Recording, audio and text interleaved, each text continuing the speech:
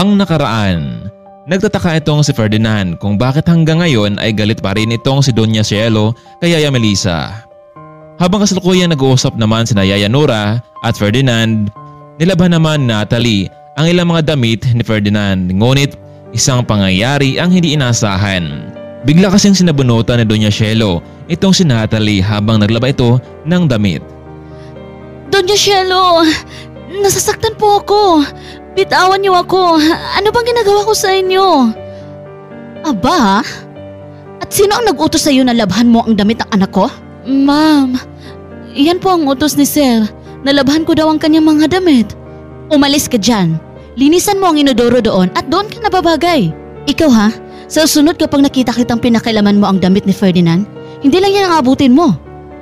Dahil sa pagsigaw ni Natalie ay napalabas ng kwarto itong si Melissa. Bitawan mo ang anak ko, Cielo! Sumusobra ka na! Okay lang sa akin na ako ang saktan mo. Pero kapag ang anak ko na ang pinag-uusapan dito, hindi ako papayag. Bakit, Melissa? Lalaban ka na ba ngayon? Ano? Matapang ka na? Sino bang pinagmamalaki mo? Sumusobra ka na, Cielo. Hindi ako makapapayag na saktan mo ang anak ko. Mami, bakit? Ano nangyari dito? Yaya, bakit lumabas ng kwarto? Natalie, bakit ka nabasa? Ferdinand, yan kasing mami mo. Sinasaktan niya ang anak ko. Hindi ko na kaya to.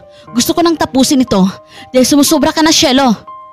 Maya-maya pa may dumating na isang lalaki, tila isa itong abogado. Magandang araw sa inyong lahat. Ako nga pala si Mr. Attorney De La Cruz. Bakit, attorney? Sino ang nagpapunta sa iyo rito? Wala naman akong naalala na pinatawag kita. Miss Monte, mahabang panahon na ang nakalipas at ngayon ang tamang panahon para malaman niyo ang katotohanan. May pamilyang nagdusa. May pamilyang inaasam ang mga yaman na hindi naman talaga dapat sa kanila mapunta.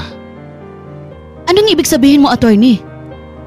Narito ang kasulatan na pinirmahan ni Don Ramon.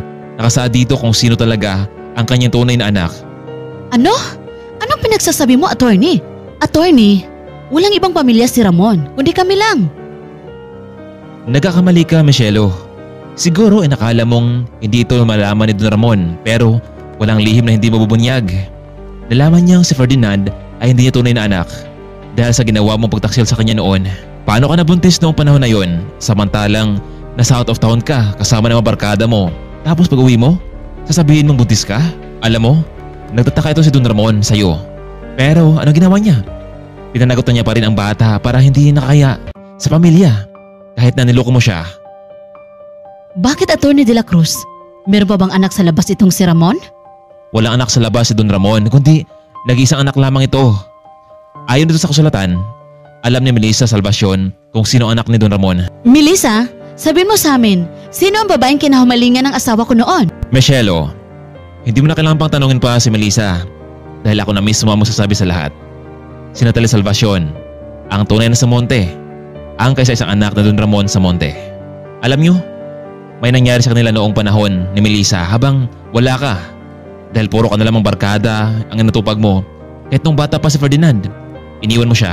Alam mo, inamin na lalaki mo ang iyong pagtataksil kaya wala ka nang lusot ngayon. Melissa, ang anak mo si Natalie ang siyang tunay na tagapagmana ng buong Samonte Group Corporation. Ma'am, ano ibig sabihin nito? Pagsalita ka. Kaya palang layo ng loob ni Daddy sa akin. Doon niya ako pinaaral sa ibang bansa. Hanggang doon, kapagtrabaho ako. Hindi ito maaari, attorney. Kasinungalingan ang lahat ng yan. Hindi ako papayag na mapunta ang pinaghirapan ko sa babaeng ito. Aray ko, Doña Cielo, nasasaktan ako. Kahit may sakit itong si Melissa ay lumapit rin ito kay Cielo para gantihan ang pagsabunot nito sa kanyang anak. Aray! Bitawan mo ako, Melissa. Ang lakas naman ng loob mo para sumabit sa kayamanan ng asawa ko? Sorry ka na lang, Cielo. Wala ka na magagawa dahil nangyari na ang lahat sa amin noon ni Don Ramon. Tumigil na kayo. May mga pulis dyan sa labas kung ayaw niyong dalawa kayong makulong. Nay! Tama na! Bitawan niyo na si Doña Cielo. Mabilis agad lumapit itong si Ferdinand para awatin ang dalawang nagbabangayan. Yaya, kung totoo man ang sinabi ni Attorney De La Cruz, wala kami magawa ni Mami kundi umalis na lang sa mansyon na ito. Anak, Ferdinand, ikaw ang tunay na anak ni Ramon. Pwede ba, Ma'am? Si attorney na mismo nagsabi sa atin tapos ayaw mo maniwala. Para wala ng gulo, alis na naman tayo dito sa mansyon. Total naman, hindi tayo ang totoong sa monte. Pero ma'am, sino ba ang tunay kong ama? Magsalita kayo. Anak, si Mr. Tan, yung laging nagbibigay sa'yo ng mga laruan, yung kaibigan ng daddy mo. Pero simula noon anak, hindi ko na alam kung saan lupalop siya sa mundo nakatira ngayon. Mr. Ferdinand, huwag kayong mag-alala dahil meron pa rin kayong 5 milyon makukuha ayon dito sa kasulatan. At matatanggap mo yun. Kaya mula sa araw na ito, pwede na kayong lumipat sa ibang lugar. Siya nga pala, merong isang kundo na bigay sa'yo ni Don Ramon. Kahit na pinilawanag ng attorney pero hindi pa rin kumbinsido itong si Cielo. Tandaan yung lahat ng ito. Hindi pa tayo tapos. Attorney, aapila ako. Alam nyo, hindi ako papayag na mapasaiba ang pinaghirapan ko ng maraming taon.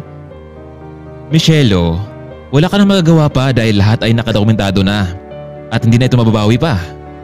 Magpasalamat ka nga dahil meron kayong 5 milyon na pabaon.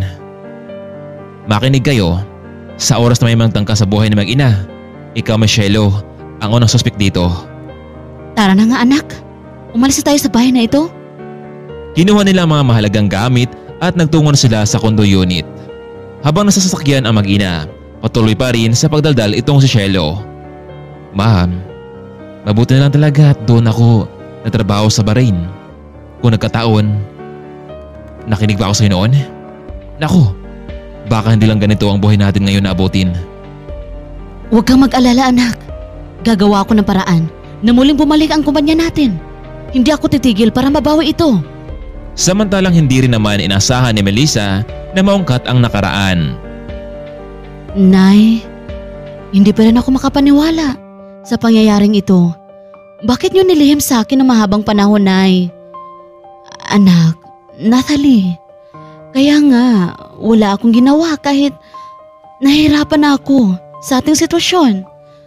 Pero ganun talaga anak, lalabas din ang totoo. Matatanggap kaya ni Cielo ang nangyari sa kanilang mag-ina? O kaya naman may gagawin itong paraan para muling maibalik sa kanila ang yaman ng pamilya? Kaya mga kaibigan, huwag nating kaligtaan ang mas nakaka-excite pa na kwento sa buhay ni Ferdinand at Natalie. Kaya abangan natin ang ating part 4.